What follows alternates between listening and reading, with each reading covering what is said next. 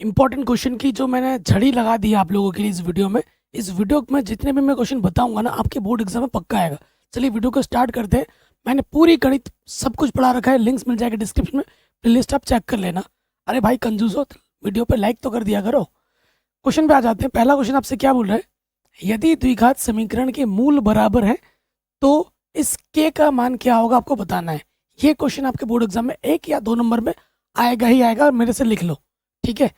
जो भी क्वेश्चन बताऊंगा 100% गारंटी है एग्जाम में आपको जरूर मिलेगा।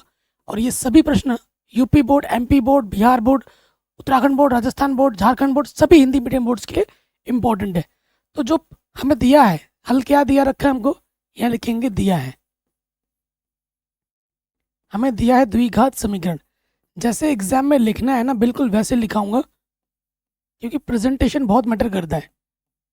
द्विघात समीकरण हमको क्या दे रखा है, 2x² माइनस के 5x प्लस के बराबर 0, ठीक है। यहाँ ए के स्थान पर क्या है भाई, x² के गुणज को हम a कहते हैं, b क्या होता है, x के गुणज को हम b कहते हैं, -5। और अचर पद हमारा क्या है, c है। अचर पद हमारा क्या है, c होता है, जो c के स्थान पर क्या है, k हो गया। अब आ जाओ प्रश्नानुसार। प्रश्नानुसार क्या बोला गया है कि मूल बराबर है, मूल समान है। जब भी ये स्थिति आती है तो क्या होता है कि विविक्तिकर का मान किसके बराबर होता है, 0 के बराबर। विविक्तिकर को अंग्रेजी में कहते हैं डिस्क्रिमिनेंट, इसीलिए डी से दर्शाया जाता है। तो डी का मान क्या होता है, 0 के बराबर। डी का सूत्र क्या होता है, डी का सूत्र होता है b² माइनस के 4ac बराबर 0 होता है, ठीक है। तो यहाँ प्रश्न में आ जाएंगे, बी के स्थान पर हमारे पास क्या है, -5, यहाँ पे आ जाएगा, ठीक है। 4, ए का मान कितना आ जाएगा, 2, और सी का मान हमारे पास क्या है, कि माइनस का वर्ग करोगे तो प्लस होता है, 5 × 25, 4 दूनी 8 के बराबर 0। तो ये -8 के बराबर के उस तरफ जाके क्या हो जाएगा, प्लस। बराबर के उस तरफ जाने पे चिन्ह बदल जाते हैं, ये आप जानते ही होंगे। फिर क्या होगा मेरे भाइयों, ये 8 गुणे में इधर के क्या हो जाएगा, बट्टे में चिन्ह बदल जाता है, ठीक है। तो जो के का मान होगा वो कितना होगा, 25/8 होगा। के का मान कितना होगा, 25/8। ये सिंपल सा क्वेश्चन आपके बोर्ड एग्जाम में हर साल आता ही आता है। अगले क्वेश्चन में आ जाते हैं। ये क्वेश्चन आपके 4 नंबर में, ठीक है, या फिर बड़े नंबर में एग्जाम में पक्का आएगा ही आएगा, 100% गारंटी, मोहर लगा लो मुझसे। कह रहे बिंदु इतने इतने को जोड़ने वाले रेखाखंड वाई अक्ष किस अनुपात में विभाजित करता है, इस प्रतिशत बिंदु के निर्देशांक भी ज्ञात कीजिए। शानदार क्वेश्चन है, हर साल एग्जाम में आता है। हमारे पास एक रेखाखंड है, रेखाखंड का जो बिंदु है, इस ए बिंदु, वो हमें दे रखा है 5, -6। और ये जो दूसरा वाला अंतिम बिंदु है बी, ये दे रखा है -1, -4। एक बिंदु है कहीं पर इसमें, मान लेते एक बिंदु पी है। क्या बोला है, वाई अक्ष। वाई अक्ष के लिए क्या होता है मेरे भाइयों, एक्स निर्देशांक 0 होता है, 0 होता है। तो माना वो बिंदु 0, वाई है, और आपको ये बिंदु निकालने के लिए भी बोला है, यानी कि आपको वाई का मान चाहिए होगा। किस अनुपात में व्यक्त करता है, मान लेते हैं ये बिंदु P, इसको m1 अनुपात m2 में विभक्त करता है। आपको m1 अनुपात m2 निकालने के लिए बोला है। प्रश्न में क्या बोला है कि m1 अनुपात m2 ज्ञात करो, किस अनुपात में विभाजित करता है। ये अनुपात भी निकालना है और बिंदु के निर्देशांक भी निकालना है। ये बिंदु भी हमें चाहिए, तो हम यहाँ लिख देंगे विभाजन सूत्र से। क्या लिखोगे मेरे भाइयों, विभाजन सूत्र, है ना। क्योंकि ये P क्या है मेरे भाई, यह है विभाजन बिंदु, इसीलिए विभाजन सूत्र का हम प्रयोग करेंगे। जब भी हमें आंकिक मान जिसका मालूम होता है उसे लेके चलना होता है। आंकिक मान किसका मालूम है, ये x निर्देशांक है, ये y निर्देशांक है। तो आंकिक मान मालूम है मुझे x का, तो सूत्र लगेगा यहाँ पर x का। क्या होता है, m1 x2 plus m2 x1 बट्टे में m1 प्लस m2, ये सूत्र होता है, आप जानते होंगे। तो x की जगह पर क्या है, हमारे पास 0 है, m1 हमें पता नहीं, x2 का मान क्या है मेरे, आपको पता नहीं है। तो ये आपका x1 है, ये आपका y1 है, ये आपका x2 है, ये आपका y2 है, ठीक है। अब मान रखते हैं x2 का मान हमारे पास है -1, m2 का मान हमें पता नहीं, और x1 का मान हमारे पास है 5। बट्टे में कुछ नहीं, m1 का मान पता नहीं, m2 का मान भी पता नहीं। देखो इसके बट्टे में कुछ नहीं तो एक लिख सकता हूँ मैं, बिल्कुल लिख सकता हूँ। और इसकी गुणा हो जाएगी इसके साथ, और इसकी गुणा हो जाएगी इसके साथ। आगे हल करेंगे तो क्या हो जाएगा, आगे हल करेंगे तो यहाँ पे आ जाएगा, देखो किसी भी संख्या को 0 से गुणा करोगे क्या हो जाएगा 0, और किसी भी संख्या को 1 से गुणा करते हैं वही संख्या रहती है। तो ये आ जाएगा माइनस के m1 प्लस के 5m2। ठीक है, तो माइनस के m1 इधर आके क्या हो जाएगा प्लस के m1, यहाँ आ जाएगा 5m2, और m2 गुणे में इधर आके हो जाएगा बट्टे में, उधर बचा 5। 5 के बट्टे में कुछ नहीं तो मैं 1 लिख सकता हूँ। और बट्टे का मतलब क्या होता है, अनुपात। तो हमें हमारा जो उत्तर मिलेगा वो मिलेगा 5:1। पहला आंसर। अनुपात पूछा था आपसे तो आप बोलोगे भैया ये 5:1 में विभक्त करता है। ठीक है, तो इस हिसाब से हमारे पास m1 कितना आ गया 5, और m2 कितना आ गया 1। हमें क्या चाहिए, y निर्देशांक चाहिए। y का मान रखोगे तभी तो बिंदु निकलेगा।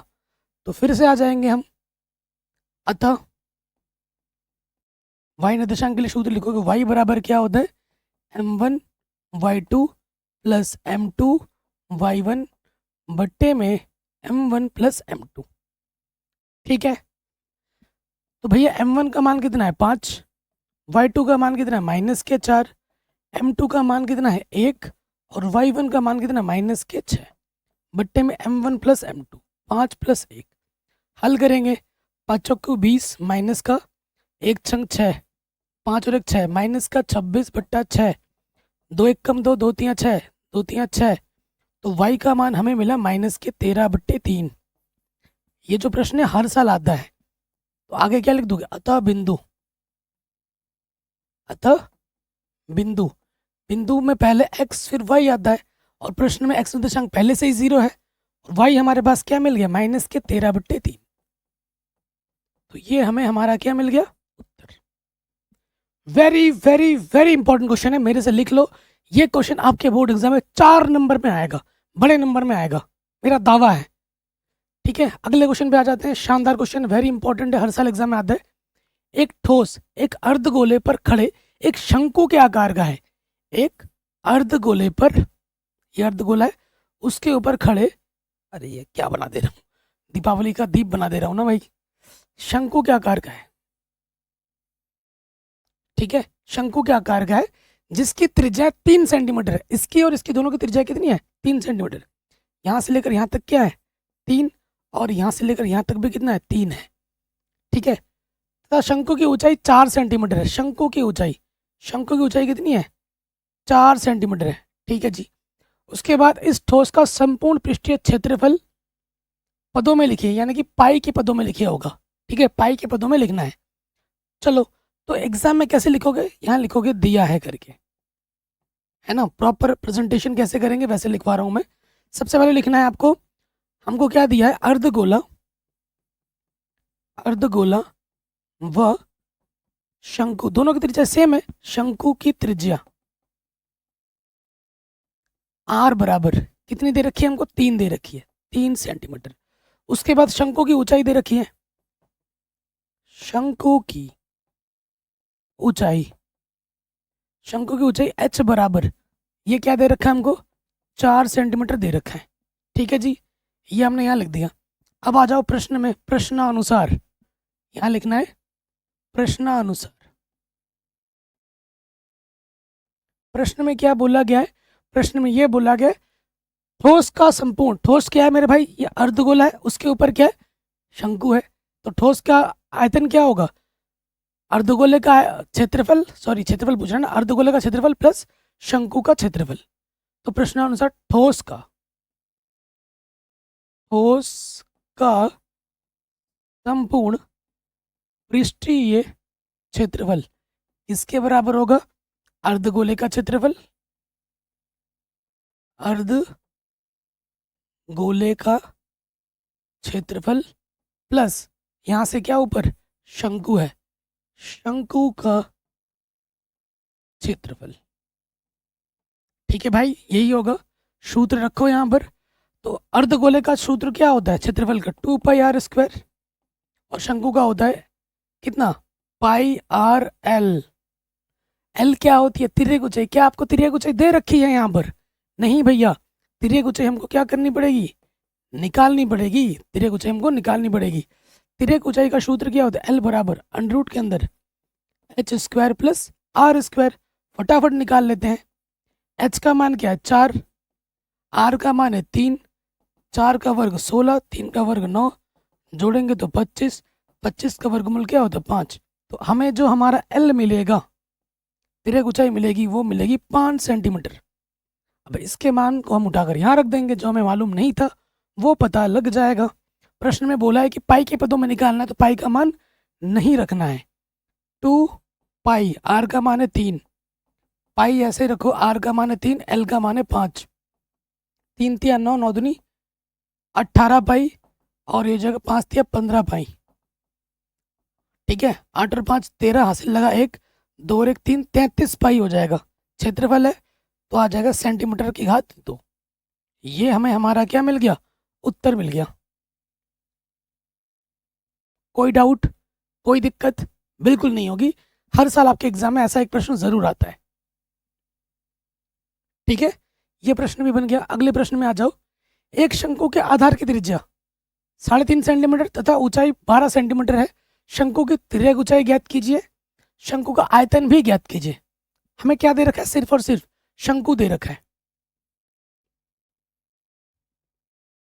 शंकु ये होता है ना, जोकर की टोपी।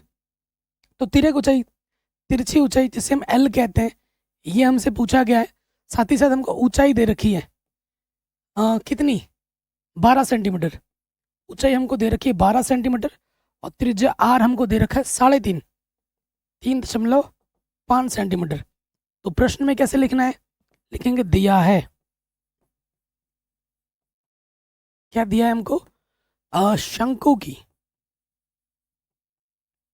शंकु की त्रिज्या, त्रिज्या को हम आर से दर्शाते हैं, जो कि है 3.5। अच्छा, 3.5 को मैं कैसे लिख सकता हूँ?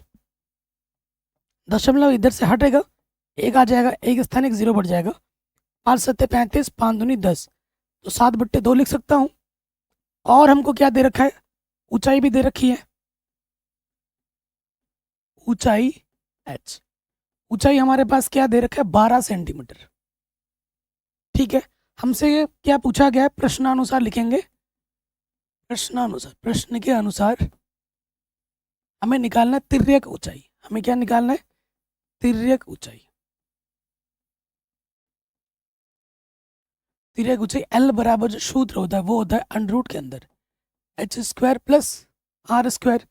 मान रखो, h का मान कितना है मेरे भाई? 12 का वर्ग, और r हमारे पास है 7/2, इसका वर्ग। तो 12 का वर्ग होता है 144, 7 का वर्ग 49, 2 का वर्ग 4। ठीक है, इसके बट्टे में कुछ नहीं तो एक ले लिया लॉशभ, 4 कम 4, इसकी गुणा इसके साथ आ जाएगा 576, इसकी गुणा इसके साथ 49। तो ये ऊपर आ गया 625/4। 625 का वर्गमूल होता है कितना? 25। 625 का वर्गमूल होता है 25। 4 का वर्गमूल होता है 2, 2 से काटोगे 2 1 कम 2, 2 दूनी 4, 2 पंजे 10। तो एल का जो मान आएगा वो आएगा 12.5 सेंटीमीटर।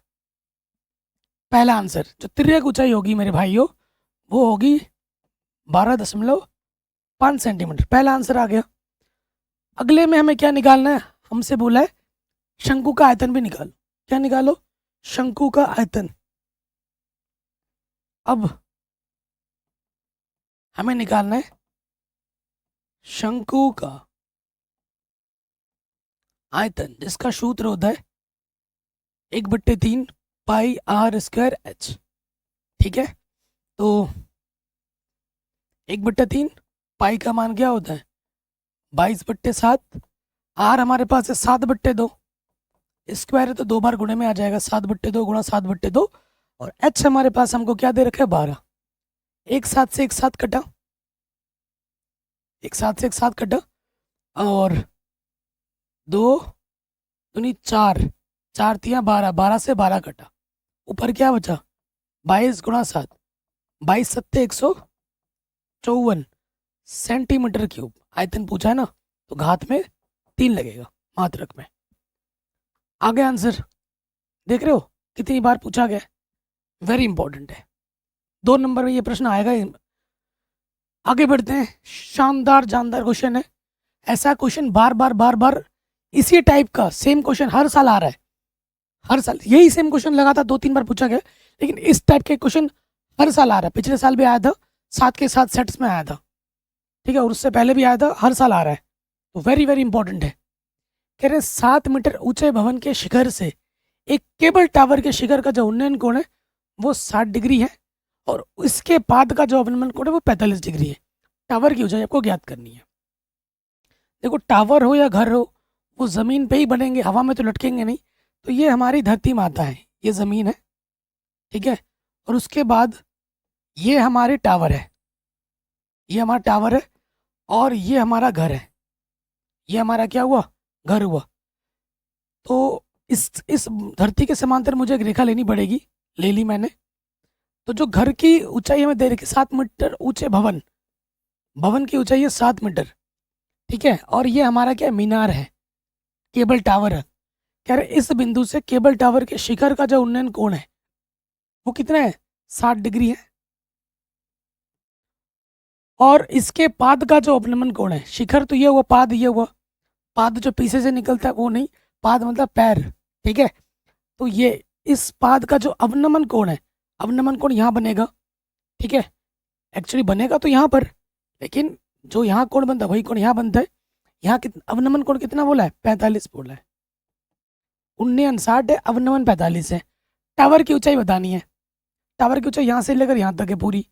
अब आप जानते हैं भैया कि यहाँ से लेकर यहाँ तक 7 है, तो यहाँ से लेकर यहाँ तक भी कितना होगा, 7 होगा, समांतर है ना, 7 होगा। मैं इस दूरी को क्या बोल देता हूँ, मैं इस दूरी को h बोल देता हूँ। ये क्वेश्चन 6 नंबर में हर साल आता है, हर साल, ठीक है। इस दूरी को मैं क्या बोलता हूँ, h बोल देता हूँ। तो टावर की जो ऊंचाई होगी वो एक्चुअली क्या होगी, h में हमें क्या जोड़ना पड़ेगा, 7 जोड़ना पड़ेगा। और ये क्वेश्चन है आपके एनसीईआरटी का, ठीक है। मैं आपको वही बताता हूँ कि अगर आपको बोर्ड एग्जाम में फोड़ना है तो ज़्यादा टेंशन नहीं लेना है, आप एनसीईआरटी ढंग से पढ़ लो और विगत वर्षों के प्रश्न पत्र बना लो, 4-5 साल के। आपको टॉपर बनने से, 100 नंबर में से 100 नंबर आने से मैं क्या, भगवान भी नहीं रोक सकता, ठीक है। ज़्यादा टेंशन लेने की जरूरत नहीं है, सिर्फ एनसीईआरटी ढंग से पढ़ लो और विगत वर्षों के प्रश्न पत्र बना लो, दैट्स इट। अब मैं नाम दे दूंगा इसका, ये बिंदु ए, ये बिंदु बी, ये बिंदु सी, इस बिंदु का नाम डी, और इस बिंदु का नाम मैंने ई दे दिया। इस तरीके के प्रश्न में मैंने आपको सिखाया है कि जो निकालना है और जो पता हो उसके बीच संबंध लगाओ। 2 समकोण त्रिभुज बनेगा, उनको हल करो, आंसर खुद ब खुद आ जाता है। तो एक समकोण त्रिभुज तो इधर बना और एक समकोण त्रिभुज आपका इधर बना, ये आपको निकालना है, और ना तो ये पता है ना ही ये पता है। तो आपको ये दिख रहा होगा कि भैया जो दूरी यहाँ से लेकर यहाँ तक होगी ना, वही दूरी यहाँ से लेकर यहाँ तक भी होगी, क्योंकि समांतर है। तो मैं क्या करता हूँ, मान लेता हूँ, माना, माना भी दिखा दो। हमने क्या माना था कि ई डी को आपने एच माना है, ये सब दिखाना पड़ता है। ई डी हमने एच माना है, और बी सी को मैं क्या मान लेता हूँ, एक्स मान लेता हूँ, कि ये बी सी कितना है, एक्स है। जो बी सी होगा वही आपका ए डी होगा, तो ए डी भी आपका क्या हो जाएगा, एक्स हो जाएगा। अब एक समकोण त्रिभुज इसको और इसको हल कर लो, आपको आपका उत्तर आराम से मिल जाएगा। चित्र बन गया ना, काम एकदम आसान हो गया। अब आ जाओ यहाँ पर त्रिभुज, इसमें ए बी सी में, ए बी सी में, तो आप जानते हैं कोण के सामने वाली भुजा क्या होती है, लंब। ये आपको पता है और ये आपको चाहिए होगा, संबंध लगा दो, ए बी बट्टे बी सी, लंब बट्टे आधार क्या होता है, टेन थीटा। थीटा हमारे पास कितना है, 45 मान रखो। ए बी का मान है 7 और बी सी का मान हमारे पास है x, और 10 45 का मान कितना होता है, 1। इसके बट्टे में कुछ नहीं तो 1 ले लो, तिरछी गुणा करो, x 1 कम x, 7 1 कम 7। तो जो x हमें नहीं पता था वो पता चल गया, कितना है वो, 7 मीटर है। अब आ जाओ दूसरे वाले समकोण त्रिभुज में। पुनः त्रिभुज ए डी ई में, त्रिभुज ए डी ई में, इसमें आ जाइए। यहाँ देखिए, ये आपको निकालना है और ये आपको पता चल चुका है एक्स, ये भी एक्स है तो ये भी एक्स होगा ना। तो देखिए ये क्या है, ई डी बट्टे ए डी। तो कोण के सामने वाली भुजा लंब होती है और ये हमारी क्या है, आधार। लंब बट्टे आधार क्या होता है, टेन थीटा। थीटा कितना है हमारे पास, 60 है। ठीक है, ई डी हमारे पास क्या है, एच। ए डी हमने एक्स माना है, 10 60 का मान √3 होता है। आगे हल करेंगे, ये बट्टे का इधर गुणे में आ जाएगा, ये हो जाएगा एक्स √3, बट्टे का इधर आके गुणे में लग गया। अब यहाँ एक्स का मान रख दो, एक्स का मान कितना है, 7, तो ये हो गया 7 √3। एच का मान कितना हो गया, 7 √3। एच का मान पता लग गया, यहाँ उठा के रख दो, अथवा टावर की ऊंचाई। एच का मान कितना है, 7 √3 प्लस 7, 7 है उभयनिष्ठ, 7 बाहर आ गया, √3 बचा, 7 एकम 7 मीटर। तो ये होगी हमारी टावर की ऊंचाई। 6 नंबर पक्के हर साल आपके एग्जाम में आ रहे हैं, वेरी वेरी इंपॉर्टेंट क्वेश्चन है, आराम से बन गया। ठीक है जी, आगे बढ़ते हैं। अगला क्वेश्चन जो है वेरी वेरी इंपॉर्टेंट है, हर साल आता है, कभी 2 नंबर में आता है तो कभी 4 नंबर में आता है, आता जरूर है। कह रहे साइन a माइनस बी का मान 1/2 है, कॉस a प्लस बी का मान भी 1/2 है। अगर a और b को जोड़ेंगे तो 0 से बड़ा होगा या फिर 90 या 90 से छोटा होगा। ये भी बोल रहा है कि जो कोण a होगा वो बड़ा होगा b से। ठीक है, तो a और b ज्ञात कीजिए। हर साल ऐसा क्वेश्चन एग्जाम में आता है, तो हम मान लेंगे, मान थोड़ी ना लेंगे, दिया हुआ है। ठीक है, हमें दिया है, सब कुछ दे रखा है। क्या दे रखा है हमको, साइन a माइनस बी हमको क्या दे रखा है, 1/2। आप जानते हैं जब भी बराबर होता है दोनों तरफ सेम टू सेम चीजें करनी होती है। अगर इधर साइन है तो इस इधर भी इसका मान हमें क्या लाना है, साइन में लाना होता है। तो यहाँ से क्या हो जाएगा, साइन, इसका मान साइन में सोचो, साइन 30 का मान होता है 1/2, साइन 30 का मान 1/2 होता है। तो एंगल कंपैरिजन करेंगे, साइन से साइन कटेगा, साइन से साइन कट जाएगा, यहाँ से क्या बचा, a माइनस बी बराबर 30, a माइनस बी बराबर क्या बचा, 30। समीकरण नंबर 1। पुनः हमको क्या दे रखा है, cos a plus b, cos a plus b हमको दे रखा है 1/2, हमको दे रखा है 1/2। तो हम क्या करेंगे, इधर कॉस है बराबर है, इसका मान कॉस में सोचना पड़ेगा। सोचते हैं कॉस में 1/2 का मान, कॉस 60 का मान होता है 1/2, कॉस 60। ठीक है, तो कॉस से कॉस क्या होगा, दोनों तरफ कटेगा। तो यहाँ हमको क्या मिलेगा, इधर बचा a प्लस बी और इधर बचा 60, समीकरण नंबर 2। ठीक है जी, अब हमें क्या करना है, इस समीकरण 1 को और इस समीकरण नंबर 2 को हमें क्या करना है, हल कर लेना है। करते हैं हल। तो यहाँ लिखेंगे समीकरण 1 तथा 2 से, समीकरण 1 तथा 2 से। तो समीकरण 1 क्या है, a प्लस बी, किसी को भी ऊपर नीचे रख सकते हो, 60 है, और दूसरा है a माइनस बी बराबर 30। जोड़ेंगे, प्लस बी माइनस बी कटा a और a की, तो क्या हो जाएगा 2a, 60 और 30 क्या हो जाएगा 90। यहाँ लिख भी दो कि हमने जोड़ा है, जोड़ने पर चिन्ह नहीं बदलता। ठीक, ये 2 गुणे में इधर के बट्टे में आ जाएगा, 2 चौको 8, 1 बजा, 2 पंजे 10, a का मान क्या आ गया, 45 डिग्री। ठीक है, अब a का मान किसी भी एक समीकरण में रख दो। आप जानते हैं a प्लस बी बराबर 45, a का मान है 45, यहाँ रख दीजिए। a प्लस बी बराबर 60 है, 45 क्यों रख रहा हूँ। ठीक है, नजर हटी दुर्घटना घटी। तो प्लस के 45 इधर आके क्या हो जाएगा, माइनस के 45, तो कितना आ जाएगा 15 डिग्री। तो जो b का मान होगा वो 15 होगा और a का मान क्या होगा 45। a का मान b से बड़ा आ रहा है, कंडीशन को भी ये क्या कर रहा है, संतुष्ट कर रहा है। Very easy and important question है, हर साल एग्जाम में आता है। अगला क्वेश्चन है, ऐसा आपको ज़रूर मिलेगा, ठीक है, ऐसा क्वेश्चन आपको ज़रूर मिलेगा। कह रहे निम्नलिखित समीकरण युग्म को हल कीजिए। प्रतिस्थापन विलोपन आपके बोल सकता है कि प्रतिस्थापन से करो या विलोपन से करो।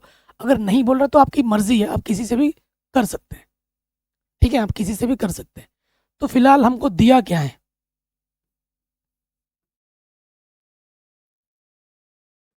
दिया है पहला समीकरण हमको दे रखा है 2x प्लस 3y माइनस के 46 इधर के क्या हो जाएगा प्लस के 46, ठीक है।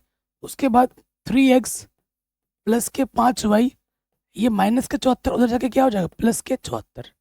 समीकरण नंबर 2। सबसे बेस्ट विधि क्या होती है, विलोपन।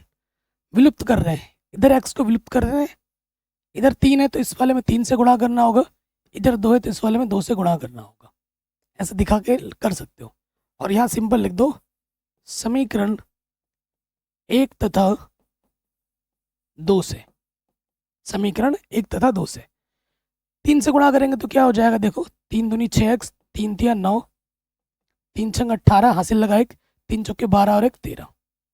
2 से गुणा करेंगे 2 तिया 6, 2 पंचे 10 y, और 4 दूनी 8, और 7 दूनी 14, ठीक है। प्लस का समान चिन्ह है, समान चिन्ह में हम क्या करते हैं, घटाते हैं। घटाने पर क्या होता है, चिन्ह बदलता है, प्लस का हो जाएगा माइनस, प्लस का हो जाएगा माइनस, प्लस का हो जाएगा माइनस।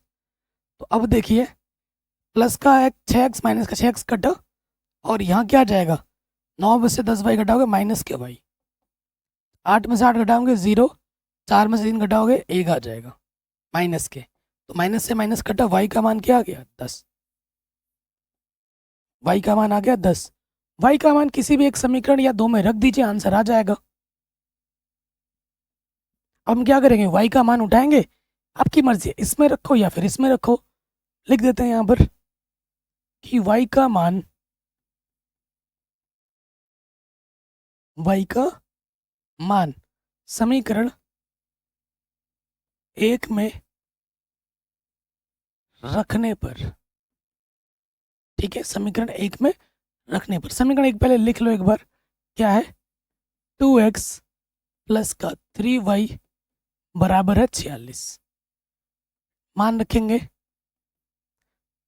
2x, y का मान मिला है 10, ठीक है, 2x 3 ढाई 30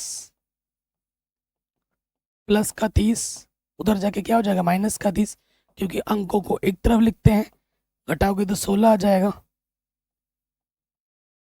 ये दो गुणे में इधर के बट्टे आ जाएगा, 2 अट्ठे 16। तो हमें हमारा x का मान क्या मिलेगा 8 मिलेगा। तो x का मान 8, y का मान क्या होगा 10 होगा। ये हमें हमारा उत्तर बड़े आसानी के साथ मिल गया। हर साल आपके बोर्ड एग्जाम में आता ही आता है। कोई डाउट, कोई परेशानी नहीं होगी। कह रहे हैं यदि द्विघात समीकरण के दो मूल समान है तो p का मान क्या होगा। ऐसा क्वेश्चन जस्ट अभी थोड़ी देर पहले किया है, तो ये मेरे तरफ से होमवर्क है। कमेंट ज़रूर करना है और मुझे आंसर बताना है। होगा तो हो जाना चाहिए। मैं आपको हिंट भी दे देता हूँ, यहाँ a के जगह पर p है, b के जगह पर माइनस के 2√5 p है, और c के जगह पर 15 है, ठीक है। मूल समान होने पे क्या होता है, b² माइनस का 4ac 0 के बराबर होता है। मैं हल ही कर देता हूँ यार, क्या होमवर्क दो, है ना। तो b क्या है मेरे पास 2√5 p, और a का मान है p और c का मान है 15। तो वर्ग करेंगे, √5 का वर्ग 5 हो जाएगा, 2 दूनी 4, 4 पंजे 20 हो जाएगा, ये माइनस का वर्ग प्लस ये हो जाएगा p², 15 चौके 60 p हो जाएगा। तो यहाँ से 20p उभयनिष्ठ आ जाएगा, p बचेगा 20 दिया। दो गुणनखंड आ गए, एक को 0 मानोगे, यदि 20p बराबर 0 तो 20 गुणे में इधर के बट्टे में आ जाएगा, 0 के बट्टे कुछ भी हो 0 हो जाता है। फिर इसको 0 मानोगे, यदि p माइनस 3 बराबर 0 तो माइनस का 3 इधर के क्या हो जाएगा प्लस का 3। तो p के 2 मान आएंगे। अच्छा हुआ मैंने करा दिया, ठीक है। तो ये क्वेश्चन में आराम से बन गया, पूछा गया बोर्ड एग्जाम में लगातार आएगा, मतलब इस टॉपिक पर प्रश्न। अगला क्वेश्चन जो हर साल आपके एग्जाम में आता ही आता है, क्या बोल रहा है? द्विघात बहुपद नहीं बोला इसने, द्विघात समीकरण बोला है इसने। ये ध्यान रखिए, जिसके मूल इतने और इतने हो, मूल दे रखा है, दिया है हमको, क्या दे रखा है? मूल। कौन से मूल दे रखे हैं? अल्फा और बीटा। अल्फा मेरे पास 3 है, बीटा मेरे पास 1/3 है। हमें निकालना है द्विघात समीकरण, द्विघात समीकरण हमको निकालना है, ठीक है। जिसका सूत्र क्या होता है? इसका सूत्र होता है x² minus alpha plus beta x plus में अल्फा बीटा बराबर 0। समीकरण बोला तो बराबर 0 लगा दो, काम खत्म। अब हम करेंगे इसको हल, ठीक है जी। x² माइनस अल्फा का मान 3 है, बीटा का मान 1/3 है, x अल्फा का मान 3 है, बीटा का मान 1/3 है, 3 है, बीटा का मान 1/3 है। 3 से 3 कटा। अच्छा थोड़ा हल कीजिए, 3 आ जाएगा, 3 कम 3 3 9 प्लस 1, और यहाँ से 1 बचेगा, तो ये आ गया x² माइनस के 10x बट्टे में 3 प्लस 1 बराबर 0। सही रूप में अभी तक नहीं आया है, अब मुझे लॉसपा लेना पड़ेगा, ठीक है। इसके बट्टे में कुछ नहीं 1, इसके बट्टे में कुछ नहीं 1, 1 3 3, 3 कम 3, लॉसपा क्या आ जाएगा? 3। तो 1 है ना, इसकी गुणा इसके साथ होगी और 1 इसकी गुणा इसके साथ हो जाएगी, तो ये आ जाएगा 3x² माइनस के 10x प्लस 3 कम 3, इधर क्या है? 0, ठीक है। ये आ गया, इसके बट्टे कुछ नहीं, तो मैं क्या लिख सकता हूँ? 1। किसी भी संख्या को 1 से गुणा करते हैं वही रहता है, और इसकी गुणा हो जाएगी 0 से, तो 0 हो जाएगा। तो ये आ जाएगा 3x² माइनस के 10x प्लस 3 को 1 से गुणा करेंगे वही रहेगा, 3 गुणा 0 0 हो जाएगा। ये हमें हमारा आंसर मिल जाएगा आराम से, द्विघात समीकरण आराम से मिल जाएगा। नेक्स्ट क्वेश्चन में आ जाते हैं। कह रहे निम्नलिखित बारंबारता बंटन से समांतर माध्य ज्ञात कीजिए।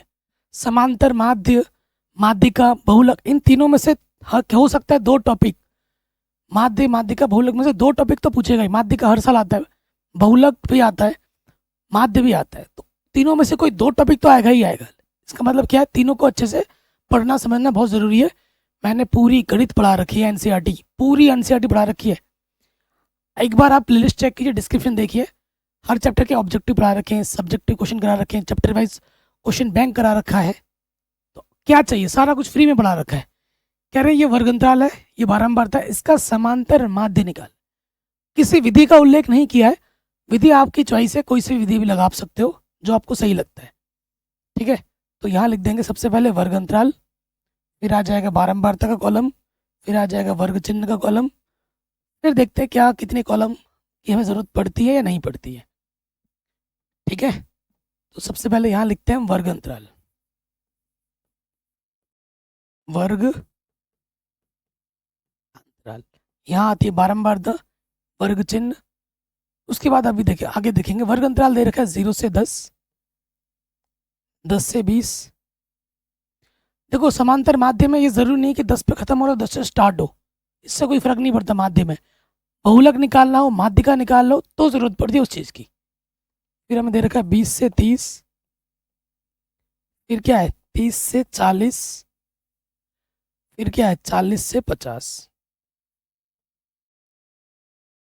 एफ क्या दे रखा है 8, फिर है 12, फिर है 10, फिर है 11, फिर है 9, ठीक है। एक्स क्या होता है? इन दोनों को जोड़ो, आधा करो, 10 का आधा क्या होगा 5। वैसे तो सब में 10 10 का अंतर है, 10 10 जोड़ते जाओ, ये हो जाएगा 15, ये हो जाएगा 25, ये हो जाएगा 35 और ये हो जाएगा 45। अगर आप देखेंगे तो x का मान बड़ा बड़ा आ रहा है, ठीक है। x का मान थोड़ा जब भी बड़ा हो, 10 20 से जैसे बड़ा पहुंचने लगे तो आप कल्पित माध्य मानते हैं। माना, कल्पित माध्य ए बराबर ए क्या होता है? n/2 पद। n/2 पद क्या है? देखो n कितने पद है? 1 2 3 4 5, 5/2 यानी कि 2.5 आ जाएगा। 2.5 आए तो आगे एक बढ़ा दो, 3, तीसरा पद आपको x में तीसरा पद, ये इसको a मान लेना है। हालांकि कैलकुलेशन करके निकाला है हमने, लेकिन लिखना पड़ता है माना करके। माना कल्पित माध्य a कितना 25। इससे आपकी कैलकुलेशन आसान हो जाएगी। और बोर्ड एग्जाम में पता है कल्पित माध्य पे प्रश्न ज़्यादा आते हैं, लिखा हुआ भी आएगा कल्पित माध्य विधि से समांतर माध्य ज्ञात कीजिए। ठीक है, तो यह बहुत शानदार मेथड है। तो हम निकालेंगे यहाँ पर d, इसका सूत्र होता है x माइनस ए। हर एक x में से आपको 25 घटा देना है। a हमारा 25 है, 5 में से 25 घटाओगे माइनस के 20 आ जाएगा। सभी में 10 10 का अंतर है, 10 जोड़ते जाओ। -20 में 10 जोड़ेंगे माइनस का 10, -10 में जोड़ेंगे तो 0, 0 में 10 जोड़ेंगे तो 10, 10 में 10 जोड़ेंगे तो 20। अगला जो कॉलम आएगा वो आएगा f गुणा d का। f गुणा d, ये d है ये f है। 8 दूनी 16, 160, 12 एकम 12, माइनस के 120, 10 गुणा 0 0, 11 एकम 11 और 9 दूनी 18। ठीक हो गया। अब हमें ये प्लस के हैं, ये नेगेटिव के हैं। तो नेगेटिव का क्या है 0, 6 2 8, एक और एक 2, माइनस के 280, प्लस का क्या है 0, 1 और 8 9 और एक और एक 2, प्लस के 290। 290 में से 280 घटाओगे 10 बच जाएगा, प्लस के 10 बच जाएगा। तो इसका जो कुल योगफल होगा एफ डी का वो 10 होगा। एफ डी का कुल योगफल क्या हो गया 10। एफ का कुल योगफल क्या हो जाएगा देखो, ये हो गया 20, 20, 40 और ये 50। ठीक है, एफ का कुल योगफल क्या आ गया 50 आ गया। अब हमें क्या निकालना है, तो माध्य निकालने का सूत्र पे आ जाओ। कल्पित माध्य विधि, माध्य का सूत्र होता है ए प्लस एफ डी का कुल योगफल बट्टे में एफ का कुल योगफल। मान रखो ए हमारे पास है 25, एफ डी हमारे पास आया था कुल योगफल 10, एफ का मान आया है 50। ये घटा 1/5 है, 5 दूनी 10, पॉइंट के 2 आ जाएगा। तो यह आ जाएगा 25.2। हमें हमारा क्या मिल जाएगा माध्य मिल जाएगा 25.2। अगला क्वेश्चन जो हर साल एग्जाम में आ रहा है वो है समदूरस्थ पर आधारित प्रश्न, आता ही आता है। ठीक है, 2 नंबर 4 नंबर में आता ही आता है। प्रश्न हमसे बोला एक्स और वाई में एक संबंध ज्ञात कीजिए ताकि ये जो बिंदु है एक्स वाई बिंदु इतने और इतने से समदूरस्थ हो। ठीक है, हर साल एग्जाम में आता है। देखो प्रश्न क्या है, ये हमारे पास एक रेखाखंड है। ठीक है, रेखाखंड का जो बिंदु है, एक बिंदु मान लेते हैं ए 7,1 और दूसरा जो बिंदु है उसको मैं बी नाम देता हूँ जो कि है 3,5। इसके बीचों बीच एक बिंदु है पी जिसका निर्देशांक है एक्स, वाई, जो इससे और इससे समान दूरी पर है, समदूरस्थ है। तो हमसे बोला है कि एक्स और वाई में क्या संबंध होगा ये बताओ। बहुत ही आसान प्रश्न है, हम यहाँ लिखेंगे प्रश्नानुसार। प्रश्न में ये बोला गया है कि जो ए पी होगा वही पी बी होगा। तो यहाँ लिख देंगे ए पी बराबर पी बी। अब सूत्र में आ जाओ। ठीक है, तो A P x1 minus x2 का वर्ग, x1 होगा 7, x2 आपका होगा x वर्ग, y1 1, y2 है y1 माइनस y2 का वर्ग। अब इसमें आ जाओ, x1 की जगह क्या है x, x2 की जगह क्या है 3, y1 की जगह है y और y2 की जगह पे क्या है 5। इधर भी अंडरवुड है, इधर भी अंडरवुड है। अंडरवुड को जाने के लिए क्या करते हैं वर्ग करते हैं, लगा दो वर्ग। तो यहाँ लिखोगे वर्ग करने पर, क्या लिखोगे वर्ग करने पर। तो कर दो मेरे भाई वर्ग। जैसे ही वर्ग करेंगे ये अंडरवुड दोनों तरफ से हट जाएगा। यहाँ क्या बचेगा 7 माइनस एक्स का वर्ग, 1 माइनस वाई का वर्ग, एक्स माइनस 3 का वर्ग और वाई माइनस 5 का वर्ग, ये बचेगा। ठीक है, ये बचेगा। अब आप एक सूत्र तो जानते ही है ना, सब में क्या लग रहा है a माइनस बी का होल स्क्वायर लग रहा है। क्या होता है a का वर्ग b का वर्ग माइनस का 2ab। ठीक है, ये a की जगह पर ये b, a b a b a b 4 बार आपको सूत्र लगाना है, लगाइए। 7 का वर्ग 49, a का वर्ग हो गया प्लस b का वर्ग माइनस का 2ab, 7 दूनी 14x। फिर आ जाइए इसमें, एक का वर्ग एक, ए का वर्ग प्लस बी का वर्ग माइनस का 2ab 2y बराबर, इस पे आ जाओ, ए का वर्ग 3 का वर्ग 9, 3 दूनी 6y 6x। फिर इसमें आ जाओ, ए का वर्ग 5 का वर्ग होता है 25 माइनस का 2ay 2ab 5 दूनी 10y। ठीक है जी। अब बराबर के दोनों तरफ जो चीज़ें होंगी ना वो आपस में क्या होती है, कट जाती है। एक्स स्क्वायर से एक्स स्क्वायर कटा, वाई स्क्वायर से वाई स्क्वायर कटा। ठीक है, कोई दिक्कत नहीं है। अब देखो संख्याओं को एक तरफ ले जाओ, बाकी चीज़ों को एक तरफ ले जाओ। यहाँ पर हमारा क्या बचा हुआ है, यहाँ बचा हुआ है माइनस के 6x माइनस के 10y 25 और 9, कितने 25 और 9 हो गए 34, ये बचा। अब यहाँ से देखो माइनस का 14x इधर आके क्या हो जाएगा, प्लस के 14x माइनस का 2y इधर आके हो जाएगा प्लस के 2y 49 और एक कितना हो जाएगा प्लस के 50, इधर आके आ जाएगा माइनस के 50, उस तरफ कुछ नहीं बचा तो 0। अब देखो 14 में से 6 घटाएंगे क्या आ जाएगा 8x माइनस का 10 प्लस का 2 माइनस के 8y और 34 में से 50 घटा दोगे तो माइनस के 16।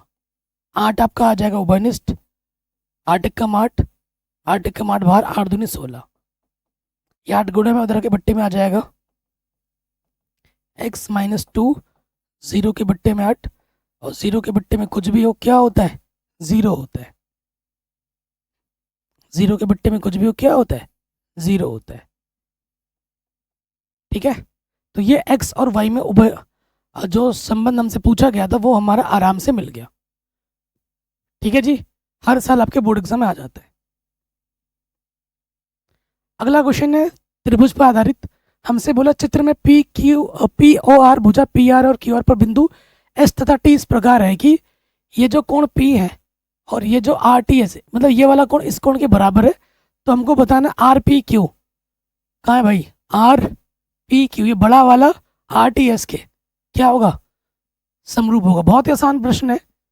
तो देखो त्रिभुज जो सिद्ध करना उसी पे आ जाते हैं। त्रिभुज आर पी क्यू व त्रिभुज आर टी एस में सबसे पहली बात तो ये देखो, आप छोटा वाला त्रिभुज लोगे तो भी आर आएगा, बड़ा वाला त्रिभुज लोगे तो भी ये आर कोण आएगा ही आएगा, है कि नहीं। तो जो आर कोण है वो दोनों में क्या है उभयनिष्ठ है। एक कोण तो यही बराबर मिल गया। उसके साथ साथ हमारे पास हमको ये दे रखा है पी कोण आर टी कोण के बराबर है, प्रश्न में ही दे रखा है। ठीक है, ये दे रखा है कि जो कोण पी है वो कोण टी के बराबर है, और ये हम नहीं बोल रहे, ये प्रश्न में दिया हुआ है। ठीक है, ये दिया हुआ है। किसी भी दो त्रिभुज में अगर दो संगत कोण बराबर हो जाता है, तीसरा ऑटोमेटिकली बराबर हो जाता है, तीसरा ऑटोमेटिकली बराबर हो जाता है। तो यहाँ दिखाने की जरूरत नहीं है, आप लिख दोगे अतः एंगल क्राइटेरिया से आपका त्रिभुज ये इसके क्या हो जाएगा समरूप, आर पी क्यू त्रिभुज समरूप हो जाएगा त्रिभुज आर टी एस के। ये क्वेश्चन 2 नंबर में आता है एग्जाम में। हेंस प्रूव्ड इति सिद्धम। कोई भी अगर डाउट हो आप प्रश्न को दोबारा देख सकते हैं। अगले प्रश्न में आ जाओ, सिंपल सा क्वेश्चन हर साल आता है एग्जाम में। 30 सेंटीमीटर व्यास वाले एक वृत्त की कोई जीवा केंद्र पर 60 डिग्री का कोण बनाती है। संगत लघु वृत्तखंड का क्षेत्रफल ज्ञात कीजिए। लघु वृत्तखंड तो हमें क्या दिया है, व्यास दिया है। हमको क्या दे रखा है व्यास, व्यास दे रखा है 30 सेंटीमीटर। तो त्रिज्या क्या हो जाएगी मेरे भाइयों, व्यास की आधी होती है, त्रिज्या हो जाएगी काटोगे 15 सेंटीमीटर। उसके बाद हमें कोण क्या दे रखा है, कोण थीटा बराबर है 60 डिग्री। ठीक है, हमसे क्या बोला गया प्रश्न में, क्या निकालो प्रश्नानुसार। प्रश्नानुसार हमसे बोला गया है लघु वृत्तखंड का क्षेत्रफल। ठीक है, लघु वृत्तखंड क्या होता है, ये हमारा वृत्त है, ये लघु वृत्तखंड है, इसका हमें क्या निकालना है क्षेत्रफल निकालना है। तो प्रश्नानुसार लघु वृत्तखंड का क्षेत्रफल जिसका सूत्र होता है थीटा बट्टे 360 गुणे में पाई आर स्क्वायर बट्टे में 2 साइन थीटा। ये हमारा क्या होता है भाई, ये होता है सूत्र। अब इन सूत्र में सभी मानों को रखेंगे और हल करेंगे। तो यहाँ थोड़ा जगह बचा है, लिख देते हैं। थीटा का मान है 60 बट्टे में 360, पाई का मान है, कुछ बोला रखने के लिए नहीं, पाई बट्टे 7 रख दो। आर का मान क्या है 15, तो 15 गुणा 15 स्क्वायर है ना, 2 बार गुणे में आ जाएगा। आर का मान है 15 गुणा 15 बट्टे में 2 और थीटा का मान है 60। और आप जानते हैं कि भैया साइन 60 का मान कितना होता है, √3/2 होता है। ये उठा के रख दीजिए मान। कुछ कट पिट रहा है क्या, काटो। 0 0 कटा, 6 छंग 36 और 2 तियाँ 2 एकम 2 एकम, और तो कुछ नहीं कट रहा। ऊपर आ गया 11, 15 गुणा 15 होता है 225 और 7 तियाँ हो जाएगा 21। यहाँ आ जाओ, 15 गुणा 15 225 बट्टे में 2 साइन 60 का मान √3/2 गुणा करो, 11 बचे 55, हासिल लगा 5, 11 दूनी 22 और 5 57 27, ठीक है, हासिल लगा 2 और 11 दूनी 22 और 2 22 और 2 24, ठीक है, 22 और 2 24। आशा करता हूँ सही होगा कैलकुलेशन। और ऊपर आ जाएगा 225 √3 2 दूनी 4, यही छोड़ दो। आप कहोगे सर यहाँ क्यों छोड़ रहे हो और आगे हल करो, क्योंकि इसने बोला नहीं कि √3 का मान रखो, तो ये परी में है और ये अपरी में, घटेगा तो नहीं परी में से अपरी में, इसी वजह से यहाँ पर छोड़ देंगे और ये हमारा उत्तर हमें आराम से मिल जाएगा। ठीक है, पिछले साल ये क्वेश्चन बड़े नंबर में आया था। अगले प्रश्न में आते हैं, शानदार क्वेश्चन है। कह रहे समीकरण के मूलों का योगफल और गुणनफल बिना मूल ज्ञात किए बताओ। बहुत आसान क्वेश्चन है। तो ये समीकरण है ना, इस समीकरण में आप देखिए यहाँ पर, यहाँ ए के स्थान पर क्या है एक्स स्क्वायर का गुणज 3, बी के स्थान पर क्या होता है एक्स का गुणज माइनस के साथ, और सी के स्थान पर क्या है 2 है। हमें क्या बोला, पहला क्या निकालो, पहला निकालो मूलों का योगफल, मूलों का योगफल, यानी कि अल्फा प्लस बीटा बराबर क्या होता है फॉर्मूला, माइनस का बी बट्टा है। बिना हल किए बोला है, बोला बिना मूल निकालिए, कोई दिक्कत नहीं, निकाल देते हैं। बी का मान है माइनस के साथ, ए का मान है 3, तो आंसर आ जाएगा 7/3। बिना मूल निकालिए, हमने बता दिया मूल का योगफल कितना आएगा। उसके बाद नंबर 2 पे आ जाओ। नंबर 2 हमसे बोला क्या है कि क्या निकालो, मूलों का गुणनफल, मूलों का गुणनफल। तो मूलों का गुणनफल का जो सूत्र होता है वो होता है अल्फा गुणा बीटा बराबर C/A। सी कितना है 2, ए कितना है 3, तो ये हमें हमारा क्या मिल गया, मूलों का गुणनफल। कोई दुविधा, कोई दिक्कत, कोई परेशानी नहीं होगी।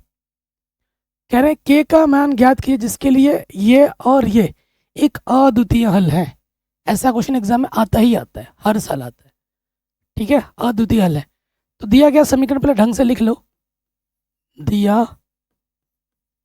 गया समीकरण, क्योंकि सब्जेक्टिव प्रश्न है ना, तो कैसे लिखना है वैसे वो पता होना चाहिए। क्या दे रखा है पहला समीकरण, 2x + ky + का इधर आके माइनस का हो गया, यह है पहला समीकरण। दूसरा हमको दे रखा है 3x - 5y प्लस के साथ इधर आके क्या हो जाएगा माइनस के साथ, उस तरफ बचेगा 0। प्रश्नानुसार प्रश्न में क्या बोला गया है, अद्वितीय हल के लिए, अद्वितीय हल के लिए, अद्वितीय हल की कंडीशन क्या होती है कि A1/A2 कभी बराबर नहीं होता है B1/B2 के, यही तो कंडीशन होती है। जी भैया बिल्कुल होती है। अब हम क्या करेंगे, यहाँ पर उठाकर मान रख देंगे। चलिए रखो मान। A1 क्या होता है x, पहले वाले x का गुणज, A2 क्या होता है दूसरे वाले x का गुणज, B1 क्या होता है पहले वाले y का गुणज, b2 क्या होता है, दूसरे वाले y का गुणज। अब क्या कीजिएगा, तिरछी गुणा, इसकी गुणा इसके साथ, तो ये हमको मिल जाएगा 10 दूनी 20 बट्टे में 3। तो k का मान क्या नहीं हो सकता, 20 बट्टे 3 माइनस का कभी नहीं होगा। अगर लोगे तो अद्वितीय हल नहीं मिलेगा। अगर 20 k का मान माइनस के 20 बट्टे 3 ना लेके कुछ भी ले लो तो अद्वितीय हल होगा। जैसे ही ये मान लोगे तो फिर हल नहीं होगा। ठीक है जी, आराम से बन गया, कोई डाउट, कोई दिक्कत नहीं होगी। अगले प्रश्न में आते हैं। हर साल आता है ये क्वेश्चन 2 नंबर में। कह रहे दो संख्याओं का अंतर 26 है, एक संख्या दूसरी संख्या के 3 गुनी है तो उन्हें ज्ञात कीजिए। हर साल ये आता है 2 नंबर में। देखो अंतर है यानी कि एक संख्या बड़ी होगी एक संख्या छोटी होगी, तो ये बड़ी संख्या है और ये छोटी संख्या है। मैं बड़ी संख्या को x, छोटी संख्या को y मान लेता हूँ। माना बड़ी संख्या क्या है x तथा छोटी संख्या क्या है y। ठीक है, ऐसे लिखना है। फिर आ जाओगे प्रथम शर्त से। प्रथम शर्त में क्या बोला गया है, संख्याओं का अंतर बड़े में से छोटा जब घटाओगे, अंतर मतलब घटाना, तो कितना आता है 26 आता है। ये पहला समीकरण है। फिर आ जाओ द्वितीय शर्त से।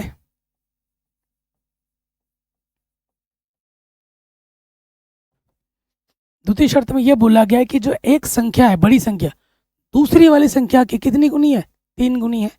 जो बड़ी संख्या है छोटी संख्या की कितनी गुनी है, 3 गुनी है। ठीक है, ये आपका दूसरा समीकरण है, ये आपका पहला समीकरण है। अब आप क्या करोगे, y का x का मान उठाओगे, समीकरण नंबर 1 में रख दोगे। तो यहाँ लिखेंगे x का मान समीकरण 1 में रखने पर, ठीक है, एक क्या है, x की जगह हम क्या रख देंगे 3y, और यहाँ पर क्या है y, और इधर कितना है 26। 3y में से एक y घटाएंगे क्या आ जाएगा 2y, इधर है 26, 2 गुणे में इधर क्या आ जाएगा बट्टे में, 2 एक कम 2 2 3 6, तो y का मान क्या आ जाएगा 13। यानी कि जो छोटी संख्या होगी वो 13 होगी। y का मान उठाकर समीकरण नंबर 2 में रख दोगे, अगला वाला आ जाएगा y का मान समीकरण 2 में रखने पर रख दो। तो 2 क्या है, x बराबर हमारे पास है 3y, तो y का मान कितना 13 3 39। आंसर क्या आ जाएगा, बड़ी वाली संख्या आ जाएगी 39, छोटी वाली होगी 13। ठीक है, आराम से बन गया। आगे बढ़ते हैं। अगला क्वेश्चन है, बहुत इंपॉर्टेंट है, हर साल आता है। कह रहे उस बिंदु के निर्देशांक ज्ञात कीजिए जो इतने और इतने को 2:3 में विभक्त करता है। देख रहे हो, हर साल आता है ये प्रश्न। हमारे पास क्या है, एक रेखाखंड है, जो एक बिंदु ए मान लेते हैं जो कि दे रखा है -1,7, और इधर वाला जो बिंदु है बी हमको दे रखा है 4, -3। यहाँ पर एक बिंदु है, मान लेते हैं पी, उसके निर्देशांक x, y। ये विभाजन बिंदु है जो कि इसको 2:3 में विभक्त करता है। ठीक है, 2:3 में विभक्त करता है। ये आपका m1 हुआ, ये आपका m2 हुआ, ये x1, ये y1 हुआ, ये x2, ये y2 हुआ। हमको क्या निकालना है, हमको निकालना है विभाजन बिंदु। ये हर साल एग्जाम में आता ही आता है, हर साल आता है। तो यहाँ लिख देंगे हम विभाजन सूत्र से, विभाजन सूत्र से। विभाजन सूत्र x बराबर क्या होता है, m1 x2 plus m2 x1 बट्टे में m1 प्लस m2, यही होता है। y का भी लिख देते हैं लगे हाथ। y बराबर क्या होता है, m1 y2 m2 y1 बट्टे में m1 प्लस m2। ठीक है जी, मान रखते हैं m1 का मान 2 है और x2 का मान 4 है, m2 का मान 3 है, x1 का मान -1 है। नीचे क्या है m1 प्लस m2। 4 दूनी 8, 3 एकम 3, प्लस गुणा माइनस माइनस होता है 5, 5 बट्टे 5 5 एकम 5, x का मान क्या आ गया 1। अब आते हैं y वाले पे, m1 का मान 2, y2 का मान -3, m2 का मान 3, y1 का मान 7, बट्टे में m1 प्लस m2, 2 3 6, 7 3 21, बट्टे में है 5, 21 में 6 घटाएंगे 15, बट्टे में 5, 5 3 15, तो y का मान आ गया कितना जी 3। ठीक है बाबू, कोई दिक्कत कोई परेशानी नहीं होगी। तो बिंदु हमारा क्या होगा, अतः P पहले x हमें मिला 1, y मिला हमें 3, हमें हमारा जो उत्तर मिल जाएगा वो मिलेगा 1,3। ये question very very very important है, हर साल आपके पेपर में आएगा, आता ही आता है, इस साल भी जरूर आएगा। ठीक है, ज्ञात कीजिए रैखिक समीकरण युग्म संगत है या असंगत। ये क्वेश्चन 1 नंबर में भी आता है, कभी कभी 2 नंबर में भी आता है, 1 नंबर में मान के चलिए हर साल आता है, हर साल। संगत असंगत चेक करना है, सॉल्यूशन हल में आ जाओ। तो सबसे पहले आप लिखोगे दिया है, समीकरण को पहले ढंग से लिखते हैं। हमको क्या दे रखा है बाबू, हमको दे रखा है 2x माइनस का 3y प्लस के 8 इधर आके क्या हो जाएगा 0। अच्छा, प्लस के 8 इधर आके माइनस के 8 उधर बचेगा 0। और दूसरा जो समीकरण हमको दे रखा है 4x माइनस का 6y और प्लस का 9 इधर आके क्या हो जाएगा माइनस के 9। कोई दिक्कत यहाँ तक, ये तो बस दे ही रखा है, इसको ढंग से हमने लिख दिया। अब हमें चेक करना है तो हमें निकालना पड़ेगा a1 बट्टा a2, हमें निकालना पड़ेगा b1 बट्टा b2, हमें निकालना पड़ेगा c1 बट्टा c2। a1 क्या होता है x का गुणज 2, a2 क्या होता है दूसरे वाले का गुणज 2 1 कम 2, 2 दूनी 4, b1 क्या होता है y का गुणज माइनस का 3, b2 क्या होता है दूसरे वाले y का गुणज माइनस का 6, माइनस से माइनस कटा 3 1 कम 3, 3 दूनी 6, दोनों बराबर आ गए। अब हमें c1 बट्टा c2 निकालना है, c1 है अचर पद माइनस के 8, c2 दूसरे वाला अचर पद माइनस के 9, माइनस से माइनस कटा। तो हम ये देख पा रहे हैं कि भैया a1 बट्टा a2 और b1 बट्टा b2 बराबर है, परंतु c1 बट्टा c2 ये बराबर नहीं है। और ये किसकी कंडीशन होती है, समांतर रेखा की। समांतर रेखा कभी टच नहीं कर रही तो हल नहीं होगा, ठीक है, टच नहीं कर रही तो कोई हल नहीं होगा, अतः कोई हल नहीं, कोई हल नहीं होगा। अब जब कोई हल ही नहीं है तो भाई क्या होगा बाबू, असंगत होगा।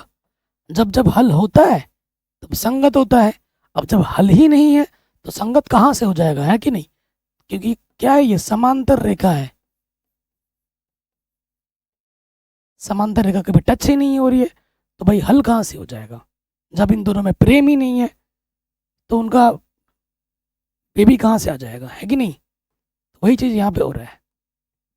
अब आते हैं अगले प्रश्न में, छायांकित भाग का क्षेत्रफल वाला प्रश्न है, शानदार क्वेश्चन है। कई बच्चे बोलेंगे सर ये तो सिलेबस में ही नहीं है, आप क्यों पढ़ा रहे हो, है ना। ये क्योंकि नई एनसीईआरटी में सिर्फ एक ही प्रश्नावली है, लेकिन ये आपके सिलेबस का है क्योंकि त्रिज्यखंड है, ठीक है। कई क्वेश्चन ऐसे मिलेंगे बोर्ड एग्जाम में जो सिलेबस में नहीं हुए हैं लेकिन बोर्ड एग्जाम में जरूर आएंगे, कई क्वेश्चन मिलेंगे। तो अगर आप सिर्फ एनसीईआरटी नई वाली के भरोसे हो और नई एनसीईआरटी आपने पूरी पढ़ ली है और सोच रहे हो कि 100 में 100 आ जाएंगे, तो इस गलतफहमी में मत रहना, क्योंकि कई सारे क्वेश्चन ऐसे मिल जाएंगे जो आपके सिलेबस में नहीं है लेकिन बोर्ड एग्जाम में आएंगे ज़रूर। और इस पर मैं एक अलग से वीडियो क्वेश्चन विद आंसर्स लेके आने वाला हूँ बहुत जल्द, मतलब 1-2 दिन के अंदर लेके आऊँगा। प्लीज़ इस वीडियो को प्यार दे देना तो फटाफट लेके आऊँगा। हमें क्या करना है, छायांकित भाग का क्या निकालना है, क्षेत्रफल निकालना है। तो कैसे निकलेगा, जब इस बड़े वाले त्रिज्यखंड के क्षेत्रफल में से इस छोटे वाले त्रिज्यखंड के क्षेत्रफल को मैं काट के फेंक दूंगा लाल लाल, तो ये काला काला बच जाएगा। बड़े वाले त्रिज्यखंड में से जब छोटा वाला त्रिज्यखंड लाल लाल वाला काट के फेंक दूंगा तो ये काला काला वाला बच जाएगा, है कि नहीं। तो हमको दिया का है बबुआ, वो यहाँ लिखो फटाफट। तो हमको दे रखा है बड़ी वाली त्रिज्या है, तो बड़ी वाली त्रिज्या हमें 21 सेंटीमीटर दे रखी है, छोटी वाली त्रिज्या हमें दे रखी है 7 सेंटीमीटर। दोनों का कोण समान है, कोण कितना दे रखा है 30 डिग्री दे रखा है, ठीक है। हमें निकालना है छायांकित भाग का क्षेत्रफल। तो यहाँ लिखेंगे प्रश्नानुसार, प्रश्नानुसार छायांकित भाग का क्षेत्रफल, छायांकित भाग का क्षेत्रफल क्या होगा? बड़े त्रिज्यखंड का क्षेत्रफल,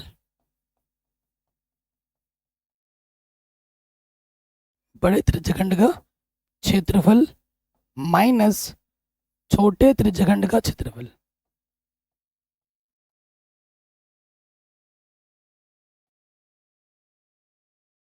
ठीक है, तो यहां से क्या हो जाएगा? बड़े त्रिज्यखंड का क्षेत्रफल सूत्र क्या होता है? थीटा बट्टे 360 पाई आर स्क्वायर, क्योंकि बड़े वाले की त्रिज्या बड़ा आर मान है, फिर से वही चीज थीटा बट्टे 360 पाई छोटा वाला आर हटा देंगे हम। अगर हम ध्यानपूर्वक देखें तो थीटा बट्टे 360 पाई उभयनिष्ठ है, अंदर आ जाएगा R square minus R square बचेगा। आप एक सूत्र जानते होंगे कि भैया a square minus b square क्या होता है? ए प्लस बी गुणा ए माइनस बी। तो ये ए की जगह पर, ये बी की जगह पर है, थीटा बट्टा 360 पाई ये हो जाएगा आर प्लस आर गुणा आर माइनस आर। अब सारे मान उठाकर रख दो और हल कर लो, आपको आपका आंसर आराम से मिलेगा। थीटा का मान 60 बट्टे 360, पाई का मान 22 बट्टे 7, आर का मान है 21, स्मॉल आर का मान है 7, 21 माइनस के 7। तो थोड़ा हल यहाँ करते हैं, जगह कम बचा है ना, छोटा छोटा लिख रहा हूँ मैं, इसके आगे यहाँ हल कर रहा हूँ। तो देखो 0 से 0 कटा 6 छंग 36, 2 3 6, 2 एकम 2 एकम, तो ये आ गया ऊपर 11, ये क्या आ जाएगा 28, 7 और कितना आ जाएगा 7, ये आ जाएगा 14 बट्टे में क्या है 3 गुणा 7, 7 दूनी 14, तो ये हो जाएगा 11 दूनी 22 गुणे 28 बट्टे 3। ठीक है, तो 22 अट्ठे 28 दूनी 56 का 6 हासिल लगा 5, 28 दूनी 56 और 5 कितना हो जाएगा 61, 616 बट्टे 3 सेंटीमीटर स्क्वायर। ये हमें हमारा उत्तर बड़े आसानी से मिल जाएगा। इसके आगे हमने यहाँ हल किया है। कोई डाउट, कोई परेशानी, कोई दिक्कत नहीं होगी। मतलब पिछले साल 2024 में ये क्वेश्चन पूछा गया है कि कॉसेक ए का मान 2 है तो इसका मान क्या होगा। शानदार क्वेश्चन है, ठीक है, शानदार क्वेश्चन है। तो करते हैं। कॉसेक का मान दे रखा है, साइन चाहिए, कॉस चाहिए, टेन चाहिए। ओके, तो हमको दिया क्या है बबुआ? हमको दिया है कॉसेक, कॉसेक ए हमें 2 दे रखा है, और आप जानते हैं कॉसेक का जो व्युत्क्रम होता है वो साइन होता है। 2 को मैं 2 के बट्टे में 1 लिख सकता हूँ, नीचे वाला ऊपर आ जाता है, ऊपर वाला नीचे, क्योंकि साइन जो होता है वो 1 बट्टा कॉसेक होता है, व्युत्क्रम होता है, तो नीचे वाला ऊपर, ऊपर वाला नीचे आ गया। तो मैंने क्या किया, कॉसेक की मदद से साइन निकाल लिया जो कि मुझे यहाँ चाहिए, और साइन की मदद से मैं कॉस निकाल सकता हूँ। तो कॉस क्या होता है आप जानते हैं, कॉस ए होता है √1 माइनस साइन स्क्वायर है, यही सूत्र होता है ना। तो साइन का मान हमारे पास 1/2, यहाँ हमने रख दिया, हल करेंगे। 1 का वर्ग 1, 2 का वर्ग 4, लॉसअप आ जाएगा 4 एकम 4, 4 एकम 4 माइनस 1, √3 बट्टे में 4, √3 का वर्गमूल √3, 4 का वर्गमूल 2। तो हमको क्या मिल गया, कॉस भी मिल गया, कॉस ए मिला है √3/2। कॉस भी चाहिए था, कॉस भी मिल गया। अब हमें टेन चाहिए। टेन क्या होता है, टेन ए होता है साइन ए बट्टे में कॉस है, ठीक है ना। तो साइन ए हमारे पास है √3/2 कॉस, सॉरी, क्योंकि साइन का मान है 1/2, ठीक है। कॉस का मान है √3/2, इसके बट्टे में 2, इसके बट्टे में 2 कटा, ऊपर से बचा 1, नीचे से बचा √3। तो tan a का मान हमको मिला है 1/√3। कोई दिक्कत, कोई परेशानी नहीं होगी। हमें साइन मिल चुका है, कॉस मिल चुका है, tan मिल चुका है। इन सभी मान को उठाएंगे और यहाँ पे लाके पटक देंगे। ठीक है, यहाँ पर आके रख देंगे। तो यहाँ लिखेंगे प्रश्नानुसार। ठीक है, प्रश्नानुसार क्या है? प्रश्न में हमें किसका मान निकालना है? हमारे पास है 1/10, 1/10 a साइन a बट्टे में 1 + कॉस a। अच्छा, 1/10 क्या होता है? कॉट होता है। 1/10 क्या होता है? कॉट। कॉट होता है 1/10। यानी कि 10 का अगर उल्टा करोगे तो कॉट मिलता है। यानी कि 10 का उल्टा करोगे तो यहाँ से क्या आ जाएगा? ये वाला नीचे वाला ऊपर, ऊपर वाला नीचे। √3 को 1 से भाग दोगे, √3 आ जाएगा। किसी भी संख्या को 1 से भाग देते हैं, ऊपर जो होता है वही आ जाता है। मान रख दो यहाँ पर। इसका मान कितना है? √3 रख दिया। साइन का मान क्या है? साइन का मान है 1/2, यहाँ रख दो 1। और कॉस का मान क्या है? कॉस का मान है हमारे पास √3/2। ये भिन्न दिख रहा है। इस भिन्न को पहले हमें क्या करना पड़ेगा? हल करना पड़ेगा। ठीक है, इसके बट्टे में कुछ नहीं तो मैं 1 लिख सकता हूँ। पहले इस भिन्न को हल करना पड़ेगा, फिर बात की बात होगी। ऊपर है 1/2, लॉसअप आ जाएगा 2, 2 1 कम 2। एक को किसी भी संख्या से गुणा करते हैं वही संख्या आ जाता है। देखो, इसके बट्टे में 2, इसके बट्टे में 2 कट गया। यहाँ आ गया √3, ऊपर से बचा 1, नीचे से बचा 2 + √3। अब फिर से भिन्न के रूप में आ गया है। इसके बट्टे कुछ नहीं तो मैं 1 ले सकता हूँ। लॉसअप आ जाएगा 2 √3। इसकी गुणा इसके साथ 2 √3, और √3 गुणा √3 2 बार गुणा होने पर √ हट जाता है, प्लस इसकी गुणा इसके साथ 1। तो ऊपर से क्या आ गया? 3 और 1 4, और यहाँ से 2 √3। बट्टे में क्या बच रहा है? 2 + √3। क्या ये आंसर है? अभी नहीं छोड़ सकते क्योंकि बट्टे में √ आ रहा है, और √ आने पे आंसर वहाँ नहीं छोड़ोगे तो नंबर पूरे नहीं मिलेंगे। 2 नंबर का होगा तो 1 नंबर मिलेगा। अब क्या करना पड़ेगा? परिमेयकरण। परिमेयकरण करने पर करिए, परिमेयकरण करिए। तो यहाँ पर हमारे पास है 4 + 2 √3, नीचे है 2 + √3। परिमेयकरण कैसे करते हैं? जो चीज़ नीचे होती है उसी से ऊपर नीचे गुणा करते हैं, चिन्ह बदल कर। तो यह प्लस है तो यहाँ माइनस हो जाएगा, ऊपर नीचे दोनों तरफ गुणा कर देंगे। सूत्र लगेगा यहाँ पर एक, इधर क्या लगेगा सूत्र? आप जानते हो a + b गुणा a - b क्या होता है? a² - का b² होता है। ऊपर ऊपर गुणा करो, 4 दूनी 8, 2 दूनी 4 √3। √3 से गुणा करोगे 4 √3, √3 3, 3 दूनी 6, नेगेटिव का 6। क्या आ जाएगा? प्लस माइनस माइनस, नेगेटिव का 6 आ जाएगा। नीचे a का वर्ग और फिर b का वर्ग, प्लस का माइनस का घटा, 8 में 6 घटाओगे 2, 2 का वर्ग 4, √3 का वर्ग करोगे 3 आ जाएगा। √ का वर्ग करने पर √ हट जाता है, ऊपर है 2, नीचे है 1। किसी भी संख्या को 1 से भाग देते हैं, ऊपर जो होता है वही आ जाता है। तो आंसर आ गया 2, आंसर आ गया 2। आराम से बन गया। ठीक है, तो आज के वीडियो में इतने क्वेश्चन रखते हैं। बाकी मैंने इस पर और भी कई सारे पार्ट बना रखे। ये जो क्वेश्चन है हम आने वाले वीडियो में सॉल्व करेंगे। तो वीडियो को प्लीज़ लाइक कर दें, वीडियो को प्लीज़ शेयर कर दें। बाकी डिस्क्रिप्शन एक बार ज़रूर चेक करें, साइंस वगैरह सारा कुछ पढ़ा रखा है। किसी प्रकार की वीडियो की जरूरत तो कमेंट कर दो। प्लीज़ लाइक करके शेयर ज़रूर करो। प्लीज़ अपना ख्याल रखो। जय हिंद। मिलते हैं आपसे नए वीडियो में।